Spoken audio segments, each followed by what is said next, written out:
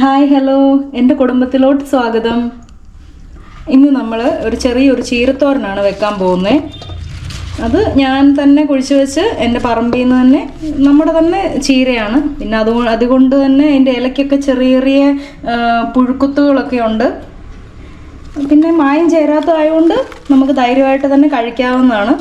അതെ, ഞാൻ എങ്ങനെയാണ് വെക്കുന്നതെന്ന് നിങ്ങൾക്ക് ഞാൻ കാണിച്ചു തരാം. അത് ആദ്യമേ നന്നായിട്ട് കഴുകി എടുത്തിപ്പോൾ വെച്ചിരിക്കുകയാണ്. അത് നന്നായിട്ട് തീരെ നൈസായിട്ട് തന്നെ നന്നായിട്ട് അരിയണം.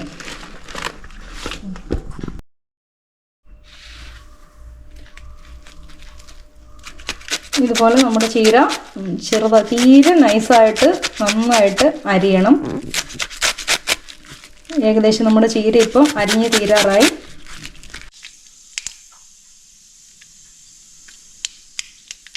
ചെറിയുള്ളി ചെറുതായിട്ട് അരിഞ്ഞ് വെച്ചത് ഞാൻ ഈ കടുക് കൊട്ടിയതിനകത്തോട്ട് ഇടുവാണ്. ചെറിയ രീതിയിലൊന്ന് വഴറ്റി കൊടുക്കുക. ഇതിനകത്തോട്ട് ആവശ്യത്തിന് ഉപ്പും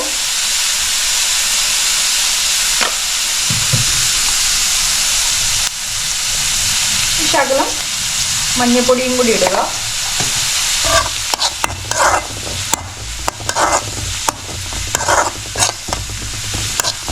ചെറുതായിട്ടൊന്ന്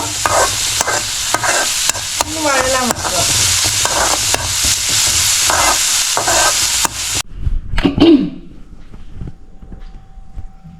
നമ്മുടെ ചീരത്തോരന് ആവശ്യമായിട്ടുള്ള സാധനങ്ങളെല്ലാം റെഡി ആയിട്ടുണ്ട്. ചീര ചെറുതായിട്ട് അരിഞ്ഞത്, പിന്നെ ഞാൻ ഇവിടെ എടുത്തിരിക്കുന്നത് നമ്മുടെ കുഞ്ഞുള്ളിയാണ് എടുത്തത്. നിങ്ങൾക്ക് വേണമെങ്കിൽ സവോളയും എടുക്കാം. പിന്നെ കരിവേപ്പില, തേങ്ങ ചിരണ്ടിയത്, പിന്നെ നമ്മുടെ പറമ്പിൽ തന്നെയുള്ള മുളക്, പച്ചമുളകല്ല, അതുപോലത്തെ വെള്ളമുളക്. അത് ഞാൻ രണ്ടായിട്ടാണ് കീറിയിട്ടേക്കുന്നത്, ചെറുതായിട്ട് അരിഞ്ഞിട്ടില്ല. കുഞ്ഞു കുട്ടികളൊക്കെ ഉണ്ടെങ്കിൽ അത് അവർ കടിക്കത്തില്ലേ. അപ്പോൾ ഇതാവുമ്പോൾ നമുക്ക് എടുത്ത് കളയുകയും ചെയ്യാം. നമ്മുടെ കഴിക്കുമ്പോഴത്തേനും അത് കടിക്കത്തുമില്ല. അതുകൊണ്ടാണ് ഞാനിങ്ങനെ വലുതായിട്ട് ഇട്ടേക്കുന്നത്. ഓക്കെ, അപ്പോൾ നമുക്ക് ചീരത്തോരൻ ഉണ്ടാക്കാം.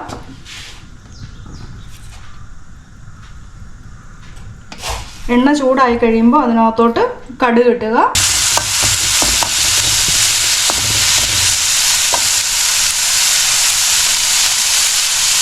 അതിനകത്തോട്ട് നമ്മുടെ മുളകും പിന്നെ കറിവേപ്പിലയും ഇട്ട് കൊടുക്കുക.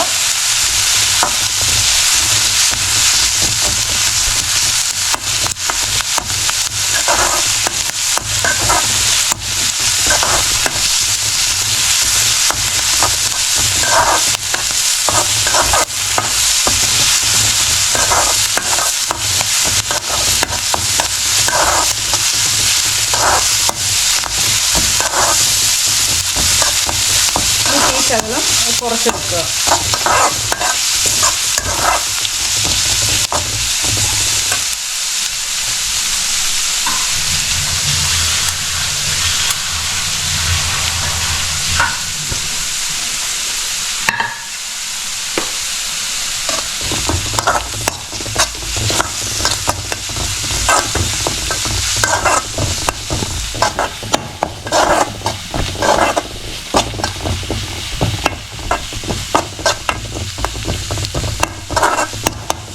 നമ്മൾ അരിഞ്ഞു വെച്ചിരിക്കുന്ന ചീര ഇതിനകത്തിട്ട് ഇളക്കി കൊടുക്കണം.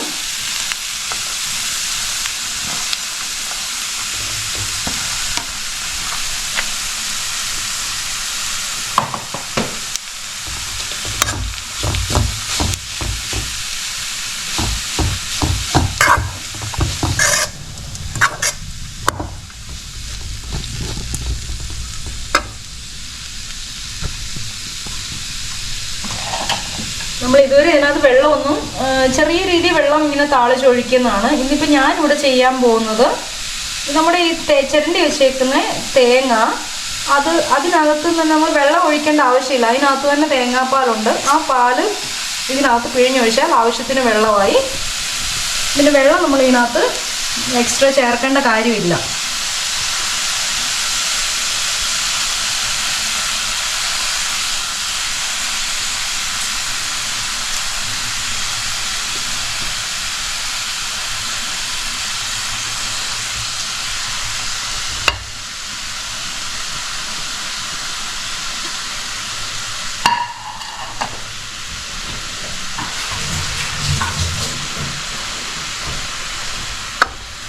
നമ്മൾ ഈ ഇട്ട തേങ്ങായും അതിൻ്റെ തേങ്ങാപ്പാലും ഉണ്ട്, അത് ഇളക്കി അത് യോജിപ്പിക്കുക.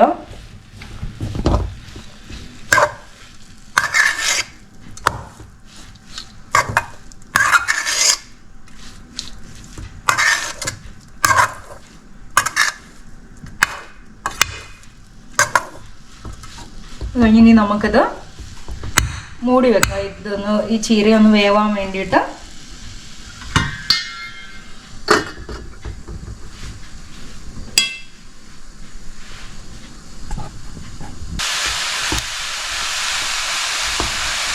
നിങ്ങൾ ഇത് വെന്ത് കഴിയുമ്പോഴത്തേനും ഒന്ന് നോക്കിക്കോണം, നമ്മൾ ആദ്യം ഇട്ട ഉപ്പ് കറക്റ്റാണോ ഇല്ലയെന്ന്, അല്ലെങ്കിൽ കുറച്ചും കൂടെ ഉപ്പ് ആഡ് ചെയ്ത് കൊടുക്കണം.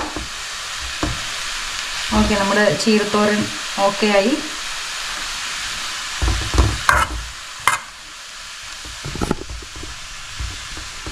നല്ല ടേസ്റ്റ് ഉണ്ട്. നിങ്ങൾ ഇതുപോലൊന്ന് ഉണ്ടാക്കി നോക്കുക.